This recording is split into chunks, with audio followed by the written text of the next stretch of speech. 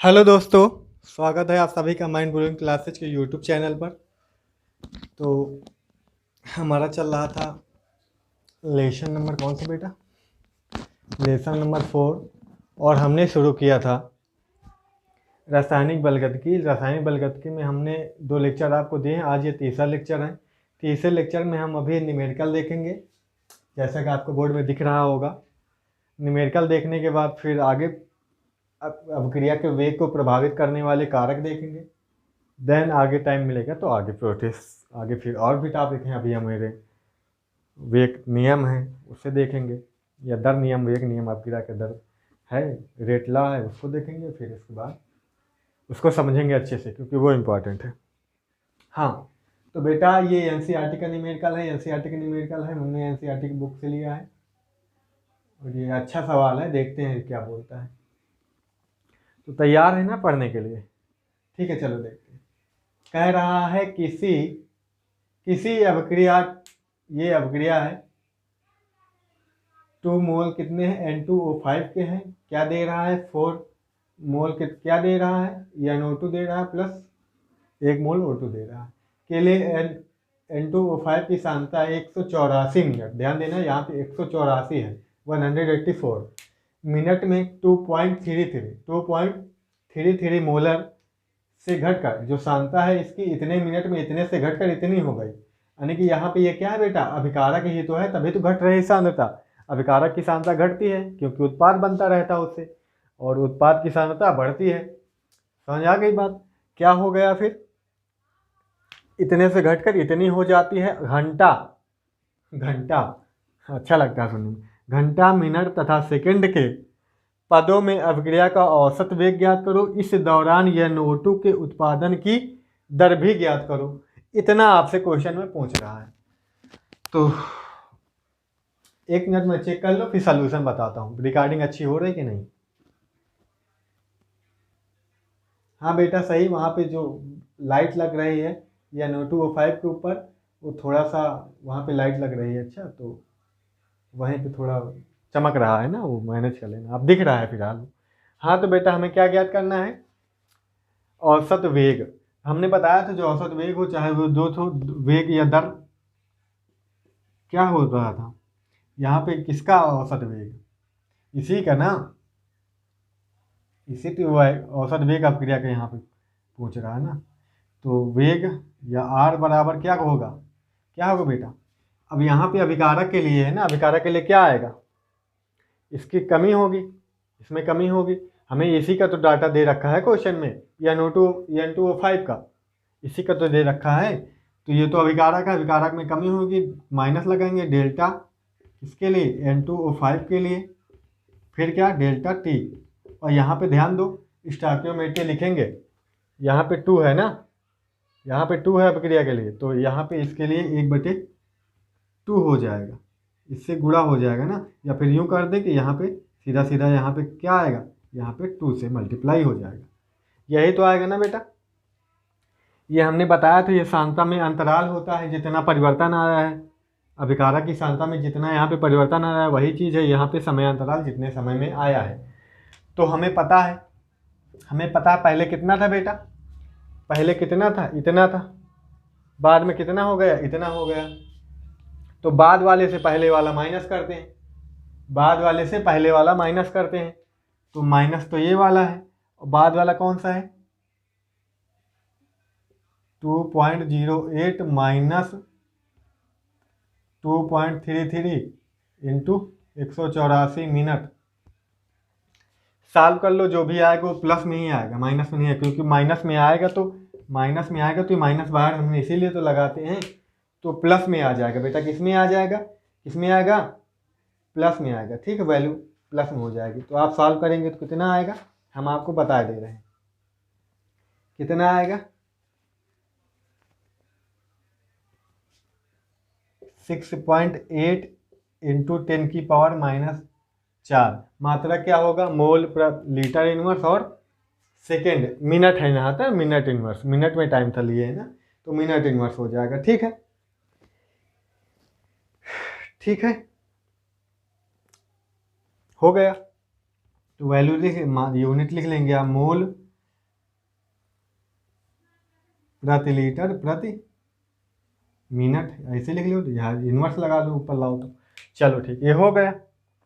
अब हमें पता चल गया, कुल मिला के यहाँ पे औसत वेग कह ले, चाहे तो विलोपन की दर कह ले, जो भी कहें सब वही बात है।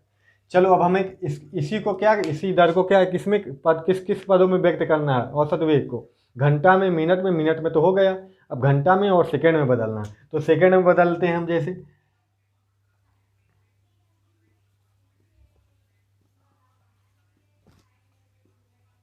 सेकेंड में औसत वेग क्या होगी बेटा, सेकेंड में औसत वेग क्या होगी,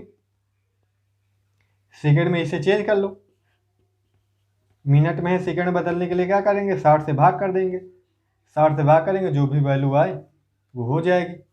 ठीक है बेटा, हम बता देते हैं कितना आएगा, हम बता दें आपको कितना आएगा।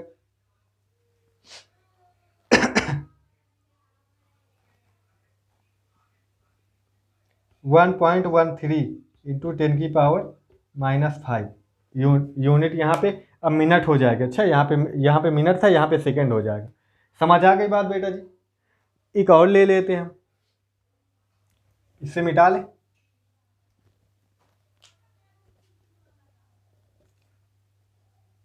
एवरेज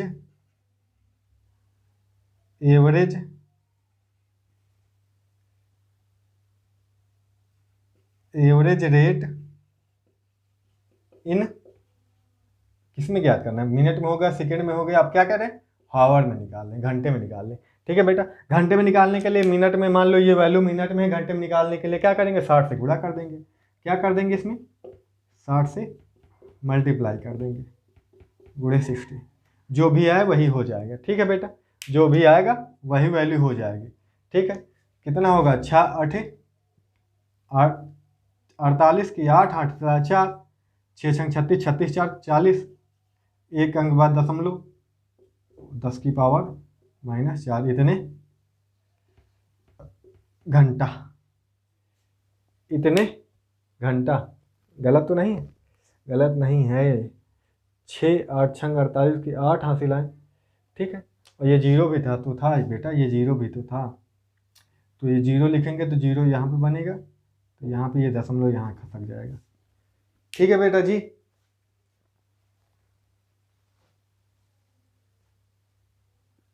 ठीक है ना। तो 480 है, इसे चाहेंगे तो 480 आएगा ना, 408 आएगा, सॉरी 408, इसे चाहे और पावर रिड्यूस कर दे, पावर हम घटा दे, तो क्या आ जाएगा, 4.08 हो जाएगा, इंटू 10⁻⁻2 हो जाएगा, ऐसा बन जाएगा। ठीक है, कोई दिक्कत वाली बात नहीं, समझ आ गया। अभी हमें एक और चीज़ याद करनी है, NO2 के उत्पादन की दर, NO2 के उत्पादन की दर निकालनी है।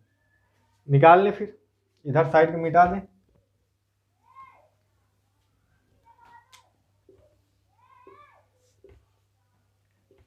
NO2 के उत्पादन की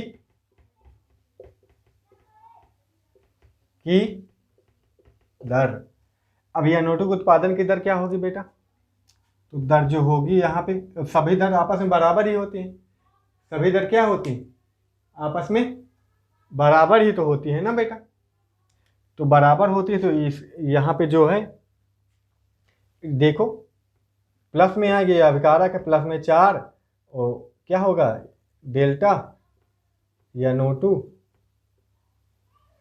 ठीक है बेटा जी, और ये इसकी दर पर क्या लिखेंगे, डेल्टा टी। ठीक है, ये किसके बराबर होगी, ये इसी के तो बराबर होगी, इसके बनने की दर के, इसके बनने की दर हमें पता है कितनी आई थी, इसके बनने की दर कितनी आई थी, इतनी ही तो आई थी मिनट में, इतनी ही तो आई थी मिनट में, तो ये इसके बराबर ही हो जाएगा 1.4, यहाँ पे जो बनने की दर है डेल्टा, ये हो जाएगा डेल्टा टी। समझ आ गई बात, डेल्टा टी कितने के बराबर होगा, इसी के बराबर होगा ना, सभी दर बराबर होती, तो यहाँ पे जो इसके विलोपन की दर है, इसके घटने की दर है। ठीक है, ये इसी के बराबर ही तो होगा, 6.8 इंटू 10⁻⁻4, इसके बराबर होगा। इतना निकालने के लिए हम इसको उधर भेज देंगे तो गुणा में चले जाएगा, डेल्टा इसकी जो घटने की दर होगी ये इसके बराबर हो जाएगा, डेल्टा टी इंटू 4 इंटू 6.8 गुणे 10⁻⁻4, जो भी आए बेटा वही हो जाएगा, ठीक है। जो भी आएगा 4 से मल्टीप्लाई कर लो, जो भी आएगा वही आंसर होगा। समझ आ गई बेटा? इसके या नोटों के उत्पादन की दर आ जाएगी, ठीक है। 4 कहाँ से आए पता चला है ना? 4 यहाँ पे है ना, स्टोइकियोमेट्री जो होगी जो इससे मल्टीप्लाई उससे डिवाइड कर देते हैं ना। हो गया ना? चलो मिटा दे, आगे तो देखते हैं। तो बच्चे लोग अभी अब जो न्यूमेरिकल होंगे बाकी जो आपके एनसीईआरटी में और होंगे वो औसत वेग वाला एक चार्ट वाला न्यूमेरिकल है, उसे आप देख लेना, लगाएंगे। अच्छा, आप उसे आप आसानी से लगाएंगे, वो लग जाएगा। बाकी एनसीईआरटी में जो न्यूमेरिकल हैं आप लगाइएगा। न्यूमेरिकल आप सॉल्व करने की कोशिश कीजिएगा, लगेंगे न्यूमेरिकल, नहीं लगते तो आप हमें बताएंगे, हम लगवाएंगे, ठीक है। चलो इसके आगे हम देख लेते हैं अभिक्रिया के वेग को प्रभावित करने वाले कारक। अभिक्रिया के वेग को प्रभावित करने वाले कारक, factor affecting rate of reaction.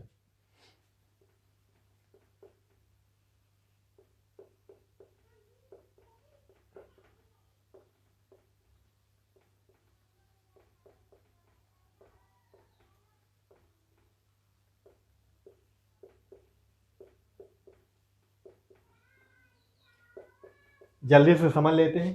पहला होगा सांद्रता। पहले होगा क्या बेटा? सांद्रता।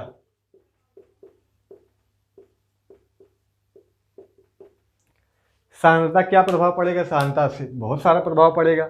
अभिकारक की सांद्रता भी अभिक्रिया के वेग को प्रभावित करती है। उत्पाद की भी सांद्रता कभी कभी उत्पाद के बनने की दर भी अभिक्रिया के वेग को प्रभावित करती है। समझ आ गए? ठीक है, इतना आप लिखेंगे। दूसरा क्या होगा? अभिकारक की प्रकृति। अभिकारक की प्रकृति भी अभिकारक को प्रभावित करती है। कुछ अणु देखते होगे जो कुछ अभिकारक होते हैं जो जिनसे अभिक्रिया क्या होती है बेटा? बहुत फास्ट होती है। कुछ अभिकारक ऐसे होते हैं जो बहुत स्लो अभिक्रिया करवाते हैं। आपको उदाहरण हम दे सकते हैं।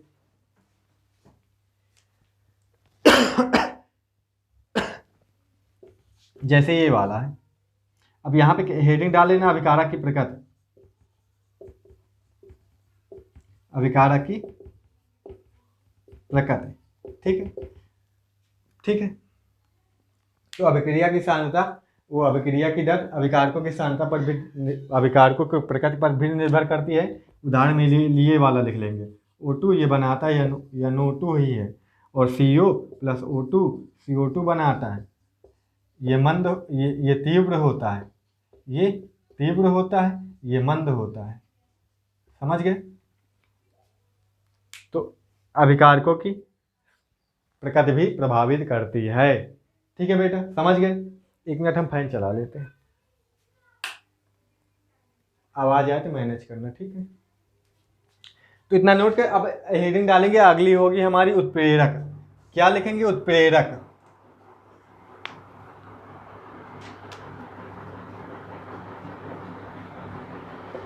उत्प्रेरक हेडिंग डाल लो बेटा।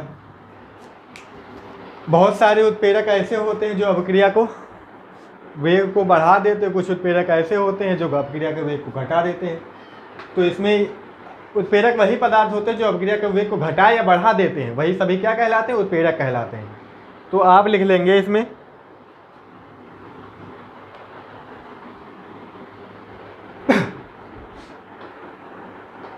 कुछ रासायनिक पदार्थों को उपस्थिति में अभिक्रिया का वेग प्रभावित होता है। अभिक्रिया का वेग प्रभावित होता है, जिन्हें उत्प्रेरक कहते हैं। ठीक है बेटा, इतना डाल देंगे। कुछ ऐसे पदार्थ भी हैं कुछ जिनसे बढ़ जाता है, कुछ ऐसे पदार्थ भी हैं जिनसे अभिक्रिया का वेग घट जाता है। इनके बारे में हम अगला जो चैप्टर है हमारा पृष्ठ रसायन, उसमें हम डिटेल में पढ़ेंगे इनके बारे में। ठीक है बेटा। तो अगला हमारा फैक्टर जो आ जाता है ताप। क्या होता है? ताप। अगला जो आ जाता है हमारा टेम्परेचर आ जाता है। ठीक है। ताप बढ़ाने पर अभिक्रिया का वेग बढ़ता है, याद रखना। ताप बढ़ाने पर क्यों बढ़ता है ऐसा? ताप बढ़ाने पर अभिक्रिया का वेग बढ़ता है। ठीक है। जैसे कि अब मान लो ये अभिकारक अणु है, अभिकारक के ये अणु है। बात समझ रहे हो? अभिकारक क्या है? ये अणु है। अभिकारक के अणु है, जब इनमें टेम्परेचर बढ़ाया जाएगा, टेम्परेचर इंक्रीज किया जाएगा तो क्या होगा, ये इनके अणुओं की गतिज ऊर्जा बढ़ेगी। गतिज ऊर्जा बढ़ेगी तो इनका जो टक्कर होगा, प्रभावी टक्कर होगा एक दूसरे से, ये एक दूसरे से टक्कर करते घूमेंगे, टक्कर करेंगे, एक दूसरे से टकराएंगे, तभी तो इनके मध्य अपक्रिया होगी। तो इनके मध्य प्रभावी टक्कर बढ़ जाता है, इससे उत्पाद बनने की दर भी बढ़ जाती है, अर्थात अपक्रिया का वेग बढ़ जाता है। तो क्या लिखेंगे कैसे इसके, अपक्रिया का ताप बढ़ाने पर अपक्रिया का वेग बढ़ता है, क्योंकि अभिकारक अणुओं के मध्य टक्करों की संख्या बढ़ जाती है। ये चीज़ लिखेंगे आप, समझ गए, यही चीज़ आपको लिखना है। ठीक है, अगला फैक्टर देख लेते हैं बेटा हम, प्रकाश की उपस्थिति। प्रकाश की उपस्थिति देखो, ये तो उन्हीं पर इफेक्ट करेगा जो अपक्रियाएं, ऐसी कुछ अपक्रियाएं होती हैं ना जो प्रकाश की उपस्थिति में ही होती हैं, जैसे H2 और Cl2। आपको पता है HCl बनाता है, पता है इसमें सनलाइट होनी चाहिए, HV रेज होने चाहिए, प्रकाश की किरणें होनी चाहिए, क्योंकि ये मुक्त मूलक के रूप में टूटता है ना, ये Cl जो होता है ये मुक्त मूलक के रूप में अलग हो जाते हैं। ठीक है, फ्री रेडिकल बनाता है सूर्य के प्रकाश को पसंद, तभी ये अपक्रिया हो पाती है। बात समझ में आ रही है? तो सूर्य का प्रकाश नहीं होगा तो यह अपक्रिया बहुत ही स्लो होगी, यह अपक्रिया होना थोड़ा कठिन काम होगा। सनलाइट में आसानी से ये अपक्रिया हो जाती है। क्लोरीन जो होता है हमारा फ्री रेडिकल में, मुक्त मूलक में टूट जाता है, तो अपक्रिया आसानी से संपन्न हो जाती है। ठीक है, ये उदाहरण लिख लेंगे आप। तो हमारे प्रभावित करने वाले कारक जो थे बेटा हो गए खत्म। क्या हो गए? खत्म हो गए। ठीक है, ठीक है। तो चलिए बच्चों हम देखते हैं वेग नियम। वेग नियम पहले हम इसको समझाते हैं, फिर आगे डिफाइन करेंगे। देखो, जो अपक्रिया के दर होती है, वेग होता है, दर होती है, वो डिपेंड करता है किस पर, किसके समानुपाती हो सकता है? सांद्रता के। जो सांद्रता होगी उसके समानुपाती हो, तो सांद्रता अभिकारक की हो सकती है। ठीक है, अभिकारकों की सांद्रता के समानुपाती होगा। अब समानुपाती ये तो थ्योरेटिकली चीज़ है ना, प्रैक्टिकली नहीं है। बात को समझो, ये ऐसी सोचते हैं हम ना, अब क्योंकि हमें पता है, हमने अभी पढ़ा था अपक्रिया को प्रभावित करने वाले कारक।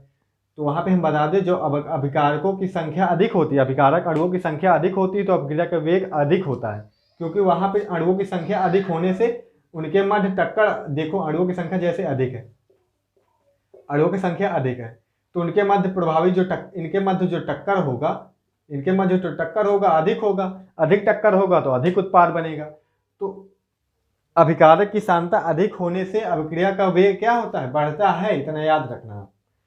ठीक है, एक्सेप्शन तो हर जगह होते हैं, पर अपक्रिया को जो वेग होता है वो सांद्रता पर डिपेंड करता है। ये तो हो गई थ्योरेटिकल चीज।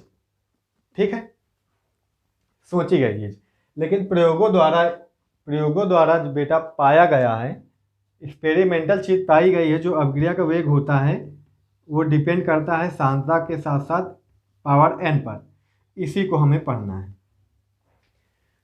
प्रयोग द्वारा पाया गया है, इस पर डिपेंड कर, जो सांद्रता पर तो ठीक है डिपेंड करता है ये, लेकिन सांद्रता की पावर जो n होती है यहाँ पे, इस पर डिपेंड करता है।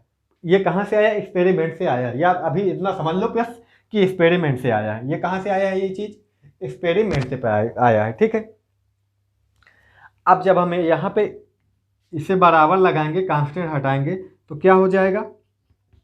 कि Cn, n यहाँ पे क्या नाम दिया गया है? जहां n बराबर अपक्रिया की कोटि। n यहाँ पे क्या है? अपक्रिया की कोटि। ये कोई नया टर्म आया बेटा, तो आगे हम इसके आगे डिटेल में इसके बारे में पढ़ने वाले हैं, अभी टेंशन नहीं लेना। यहाँ पे थ्योरेटिकली ये सोचा गया है कि अपक्रिया की दर जो होती है उसके सांद्रता के समानुपाती हो, सांद्रता पर डिपेंड करती है। लेकिन प्रैक्टिकली क्या देखा गया है? जो यहाँ पे सांद्रता की पावर n के पर डिपेंड कर रही है अपक्रिया की दर, तो यहाँ पे हम बराबर लगाएं तो के रखें, जहाँ पे n क्या है? अपक्रिया की कोट है, और के क्या है? के लिए भी लिख लेना, के लिख लेना। कि वेग क्या है, वेग स्थिरांक, स्थिरांक कहो चाहे नियतांक कहो, वेग स्थिरांक है, ठीक है, वेग स्थिरांक चाहे कहो चाहे दर स्थिरांक कहो, ठीक है बेटा, कोई दिक्कत नहीं, ठीक है। विशिष्ट अभिक्रिया भी, विशिष्ट अभिक्रिया वेग स्थिरांक भी है, इसे विशिष्ट स्थिरांक भी बोलते हैं,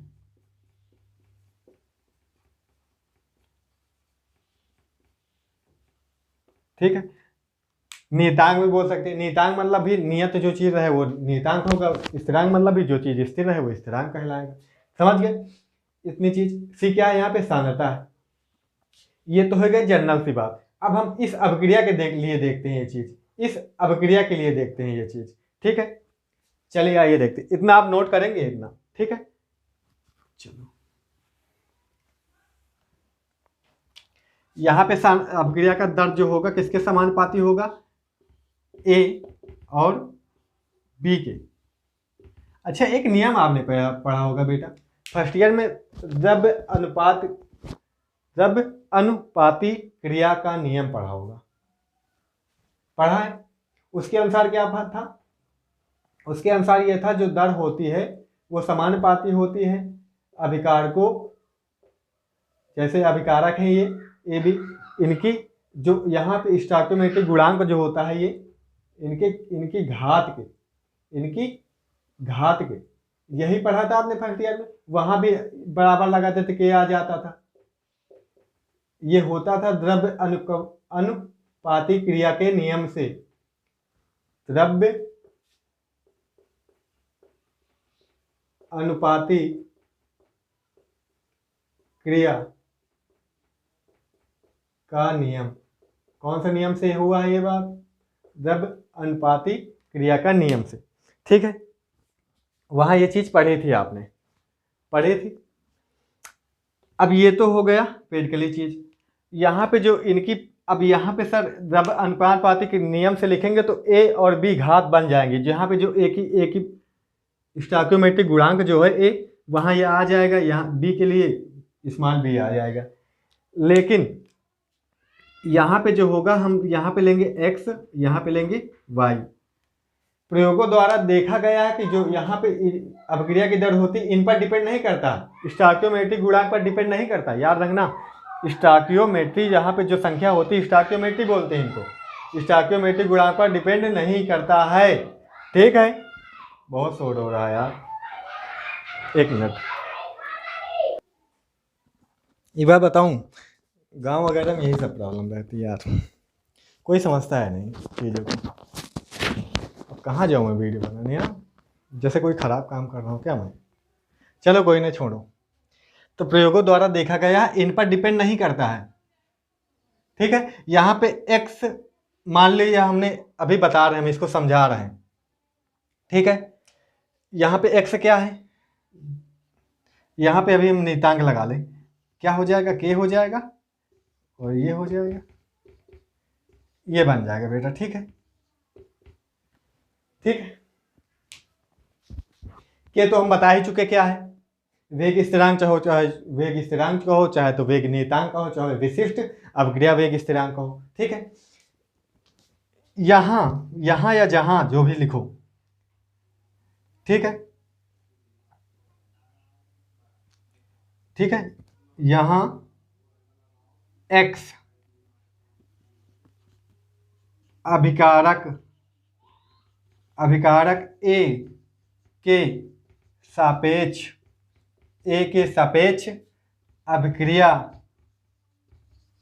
अभिक्रिया की कोटि है। क्या है बेटा, कोटि है। ए के सापेक्ष x का वैल्यू जो है, यहाँ पे x जो है अभिकारक A के सापेक्ष अभिक्रिया की कोट है। किसके रिस्पेक्ट में है, A के रिस्पेक्ट में, A की पावर है ना, तो A के रिस्पेक्ट में x की वैल्यू जो भी होगी, x जो भी होगा वो यहाँ पे एक अभिकारक A के सापेक्ष अभिक्रिया की कोटि होगी। y क्या होगी, अभिकारक B के सापेक्ष, y रिएक्टेंट, अच्छा समझ लेना आप, रिएक्टेंट या अभिकारक B के सापेक्ष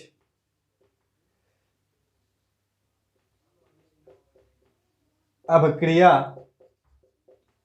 की क्या है, कोट है, क्या है, कोट है, समझ गए, ठीक है ना। अब यहाँ पे सब ये तो इनके रिस्पेक्ट में हो गई, पूरी अभिक्रिया के लिए कोटि देखे तो, पूरी अभिक्रिया के लिए कोटि देखो तो इसको मिटा दे, ये चीज मत लिखना, आप यही सब नोट करना, ठीक है। पूरी अभिक्रिया के लिए कोटि देखे तो, अभिक्रिया के लिए हमने कोट पहले क्या माना था, अभिक्रिया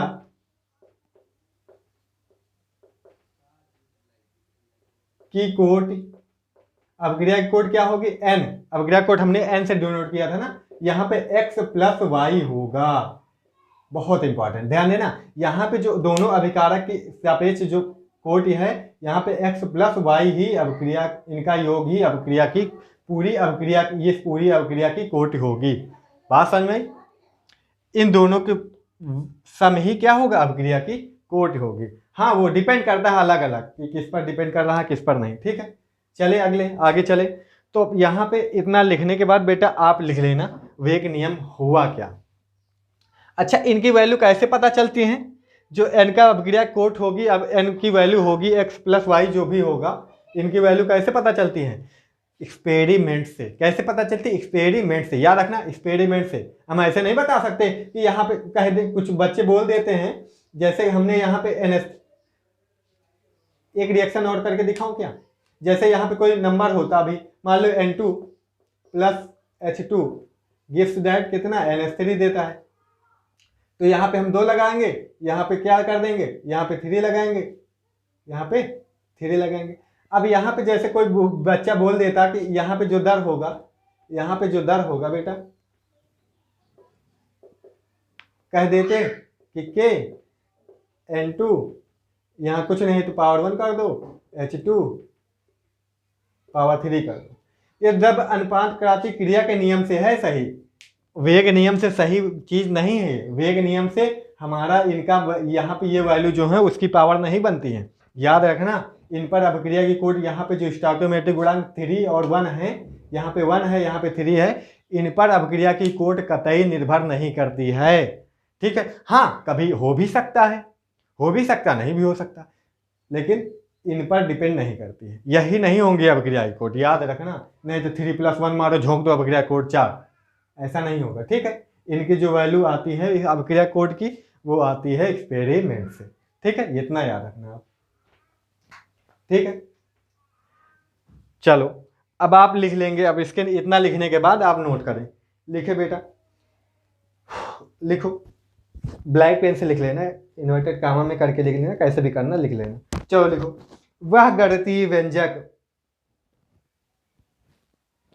वह गणितीय व्यंजक जो प्रायोगिक रूप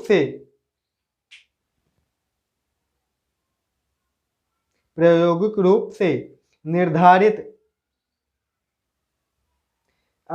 निर्धारित अभिकारकों की मोलर सांद्रता के पदों में, निर्धारित अभिकारकों की मोलर सांद्रता के पदों में अभिक्रिया के वेग को व्यक्त करता है, अभिक्रिया के वेग को व्यक्त करता है, ठीक है, वेग नियम कहलाता है, वेग नियम कहलाता है। मतलब ऐसा कोई गणितीय व्यंजक जो कैसे आया है, प्रायोगिक रूप से आया हो, और वह अभिक्रिया को क्या करता है, वह दर को बताता हो, दर को निर्धारित करता हो अभिक्रिया की, बस वही गणितीय व्यंजक ही क्या, वेग नियम पर आधारित होगा, वेग नियम यही है, ठीक है, ऐसा कह सकते हैं। समझ आ गई बात, ठीक है। आप बना के भी लिख सकते हैं, आप लिख सकते हैं अभिकारकों के गुणनफल, अभिकारकों के गुणनफल और इनकी पावर, ठीक है, जो भी होगी एक्सपेरिमेंटल प्रायोगिक रूप से जो उनकी घात आएगी, जो अभिक्रिया के वेग को निर्धारित करेगी, ठीक है, ऐसा कोई समीकरण ही क्या कहलाएगा, वेग नियम कहलाएगा, ठीक है। अब हम वेग नियम लगाने के लिए दे दें आपको, हम दे दें कोई रिएक्शन दे दे आपको, जैसे कोई एक रिएक्शन दे दे आपको,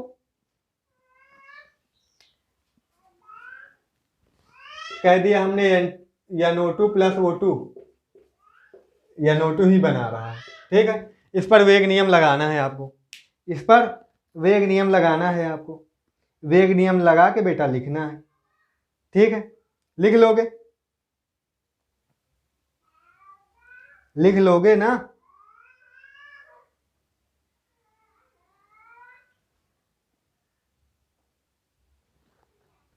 चलो लिख लेना।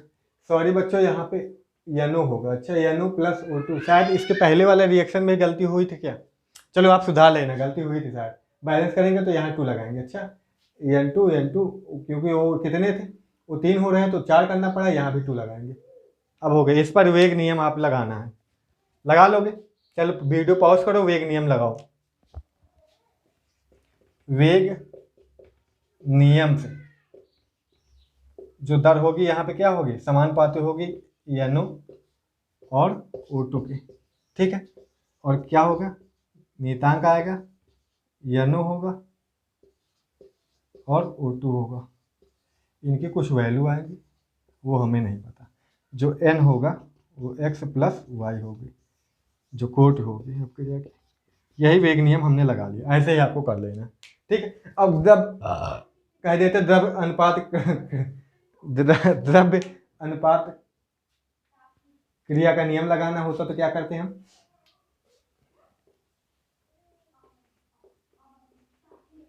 अनुपाती क्रिया नियम से क्या होता दर, जो बेटा के समानुपाती किसके होता, समानुपाती किसके होता, NO और O2। यहाँ पे 2 है तो यहाँ पे 2 आ जाता, और खोलते तो क्या बन जाता, K आ जाता स्थिरांक। क्वेश्चन में कभी कभी इसकी भी जरूरत पड़ती है, इसलिए सिखा रहा हूँ। अच्छा बच्चे, यहाँ पे 2 होगा, ये आ जाता ना जब अनुपातपाती क्रिया के नियम से, पर वेग नियम से ये आएगा। आशा करते वेग नियम समझ में आ गया होगा। इस पर हमें आगे काम करना है, इसलिए समझना बहुत जरूरी है। समझ नहीं आया तो वीडियो प्लीज दोबारा रिवाइंड करके देख लेना। यहाँ पे इतना याद रखना है, ये जो वैल्यू आएगी यहाँ पे एक्स वाई की, ठीक है, ये वाली संख्या नहीं होगी। ये जो आती है वैल्यू, ये एक्सपेरिमेंट से आती है, और इन्हीं का योग क्या होता है, अपक्रिया की कोटि होती है। ठीक है, इतना ही हमारा वेग नियम बताता है। ठीक है, चलो बच्चों, अब हम देखेंगे अपक्रिया का जो वेग स्थिरांक हो, उसके कुछ महत्वपूर्ण तथ्य हैं, उनको देख लेते हैं, फिर हम आज का लेक्चर फिनिश करते हैं। ठीक है, एक चीज ये याद रखना, अपक्रिया का जो वेग होता है, वेग स्थिरांक का मान होता है, वो अभिकारक की सांद्रता पर डिपेंड नहीं करता। पहला पॉइंट क्या लिखोगे, वेग स्थिरांक का मान अभिकारक की सांद्रता पर निर्भर नहीं करता है। ठीक है, फिर निर्भर किस पर करता है सर, तो अपक्रिया की कोड जो लिख लेना, आगे लिख लेना आप, K का मात्रक, दूसरा पॉइंट लिखना, K का मात्रक अपक्रिया की कोट पर निर्भर करता है। अपक्रिया की कोट पर निर्भर करता है। तीसरा पॉइंट क्या लिखोगे बेटा, तीसरा पॉइंट आपको ये जान लेना है कि जो K का मान होता है उत्प्रेरक के साथ बढ़ता है। उत्प्रेरक कोई आ जाता है तो K का मान भी बढ़ता है। ठीक है, क्योंकि अपक्रिया जब तेज होती है, अब उत्प्रेरक क्या करते हैं जनरली, अब उत्प्रेरक जो अपक्रिया के वेग को बढ़ाते हैं, अपक्रिया वेग बढ़ेगा तो K का मान भी बढ़ेगा। ठीक है, K का मान अगर उच्च है, K का मान उच्च है तो अपक्रिया की रेट जो होगी, दर होगी, वो भी उच्च होगी। अगर K का मान कम है तो अपक्रिया की दर भी कम होगी, या फिर उल्टा कह ले, अपक्रिया की दर अगर निम्न है तो K का मान भी निम्न होगा। अपक्रिया की दर अगर उच्च है तो K का मान भी उच्च होगा। और ये एक चीज़ और, चौथा पॉइंट, जो टेम्परेचर होता है वो बढ़ाने पर K का मान भी बढ़ता है। टेम्परेचर इंक्रीज करने पर K का मान भी इंक्रीज होता है। ये चीज़ भी आप ध्यान रखना। ठीक है, तो सांद्रता पर डिपेंड नहीं करता। अपक्रिया K का मात्रक जो होता है अपक्रिया की कोट पर निर्भर करता है। ठीक है, K का मात्रक हम देख लेते हैं क्या बेटा, चलो K का मात्रक हम यहाँ पे देख लेते हैं। K का वैल्यू जो हो यहाँ पे देख लेते हैं। चलो देखते हैं, वेग स्थिरांक K का मात्रक देखते हैं। अभी हमने क्या लिखा था, दर बराबर क्या लिखा है, K इंटू जो सांद्रता थी, C था ना यहाँ पे, सांद्रता इंटू पावर N। यही तो लिखा था। अब के यहाँ पे निकालना, के यहाँ पे देखना चाहें तो क्या करेंगे हम, के दर बटे सान्द्रता आ जाएगी। ठीक है, यही तो होगा, सान्द्रता ही तो आ जाएगी। अब दर का मात्रक हमने कल देखा था, दर का मात्रक क्या था बेटा, मोल पर लीटर। ठीक है, और क्या था, टाइम टाइम इनवर्स था, यही था। और सांद्रता का मात्रक यहाँ पे क्या आ जाएगा, सांद्रता का मात्रक भी मोल मोल प्रति लीटर आता है ना, मोल प्रति लीटर आता है। इसको पलट लेंगे, पलटेंगे तो क्या आ जाएगा, मोल प्रति litre into time inverse, time inverse हो जाएगा। ठीक है, और नीचे 1 ऊपर नीचे चलेगा, क्या चला जाएगा, मोल प्रति लीटर आ जाएगा, या ऐसे बनेगा ना, मोल प्रति लीटर आ जाएगा। तो यहाँ पे क्या हो जाएगा, यहाँ पे देखो, यहाँ पे तो कुछ नहीं है, लेकिन यहाँ पे पावर n आएगी, यहाँ पे जो पावर क्या आएगी, यहाँ पे पावर n आएगी ना, ध्यान देना, यहाँ पे पावर n आएगी थी ना, यहाँ पे पावर n, तो यहाँ पे पावर n आएगी। ये मात्रक बनेगा जनरली, इसको ऊपर ले जाएंगे तो ये n का वैल्यू जो होगी माइनस में, यहाँ पे समझ लो 1 है, इसको चलो ऊपर ले जाते हैं, इसको हम ऊपर ले जाएंगे तो n की वैल्यू क्या हो जाएगी, माइनस में हो जाएगी। ठीक है, घात ऊपर, ये नीचे बटे में है ना 1 के, तो ऊपर ले जाएंगे तो माइनस में आ जाएगी, यहाँ लिख दे आगे। चलो आप समझ लेना, ठीक है, के का मात्रक हम निकाल रहे हैं, यूनिट ऑफ के निकाल रहे हैं, तो मोल बटे लीटर, इसकी पावर 1 है, टाइम क्या है, टाइम इनवर्स है, और यहाँ पे भी क्या आ जाएगा, मोल प्रति लीटर, n की पावर माइनस n आ जाएगा। यहाँ पे मात्रक देखो, ये दोनों क्या है, ये दोनों के आधार क्या है, समान है, तो घाते आपस में जुड़ जाएंगे, तो यहाँ पे क्या बनेगा, मोल प्रति लीटर बटे n माइनस 1 माइनस n बनेगा, 1 minus n into time inverse, ये मात्रक बनता है अपक्रिया का। लिख लेना आप, मोल बटे एल, मोल प्रति लीटर की पावर कितना है, 1 माइनस n है, 1 minus n into time inverse. ठीक है, ये मात्रक था।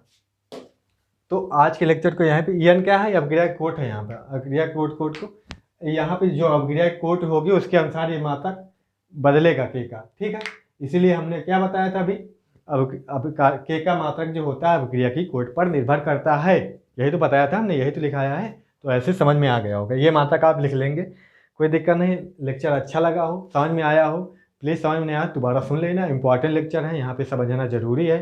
ठीक है, क्योंकि इसके ये आगे यूज होने वाला है। ठीक है, इसलिए समझना जरूरी है।